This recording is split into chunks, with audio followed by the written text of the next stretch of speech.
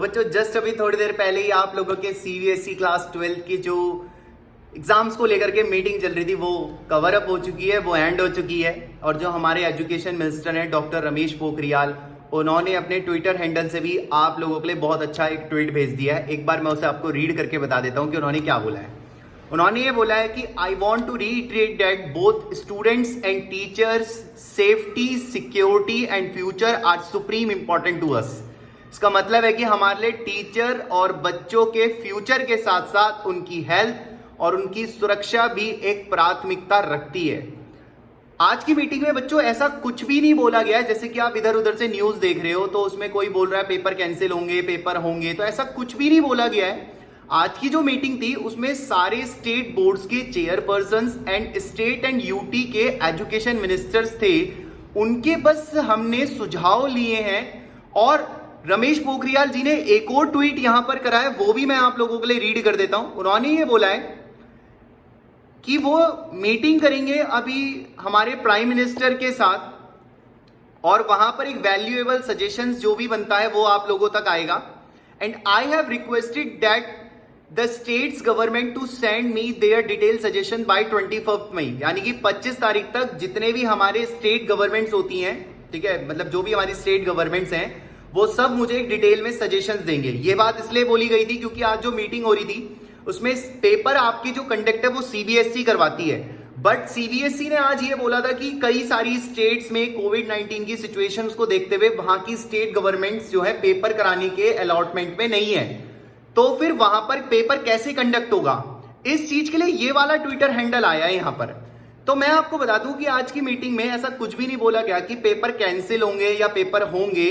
बस ये बोला गया है कि वो स्टेट्स जहां पर ऑन बोर्ड होते हैं, जैसे स्टेट बोर्ड्स होते हैं कहीं पर, जैसे मान लीजिए आप यूपी में रहते हैं और यूपी में मान लीजिए यूपी बोर्ड हो रहा है, तो यूपी में अगर यूपी बोर्ड होता है आपके स्कूल में, यानी कि वो एक स्टेट बोर्ड में काउंट होता है, तो वहां पर स्टेट गवर्नमेंट्स अपने हिसाब से डिसीजन लेकर के उस बोर्ड को कंडक्ट करवा सकता है।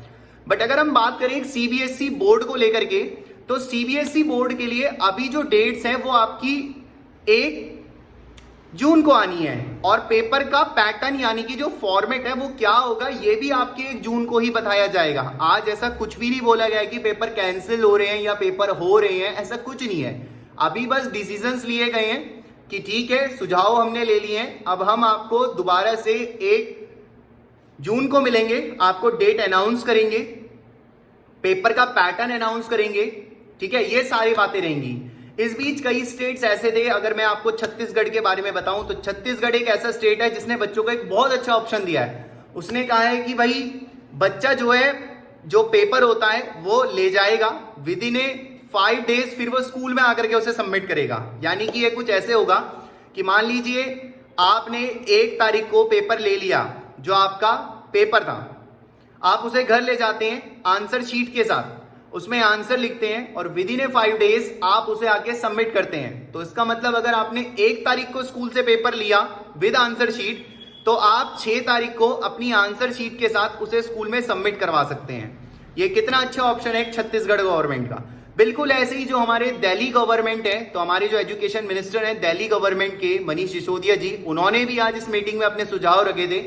उन्होंने ये साफ साफ बोला था कि हम पेपर कराने के इस वक्त मूड में नहीं हैं, क्योंकि कोविड-19 की सिचुएशन को देखते हुए हम अभी पेपर नहीं कराना चाहते हैं। उन्होंने अपना ये भी सुझाव दिया है कि इंटरनल असेसमेंट के आधार पे हम बच्चे का इवेल्युएशन करके उसको मार्क्स दे देते हैं 12th के, और वो बच्चा जो कि सेटिस्फाइड नहीं हो रहा है अपने इस मार्क्स को लेकर के, वो लेटर ऑन पेपर में अपीयर हो सकता है। बस बच्चों यही बातें बोली गई हैं अभी तक।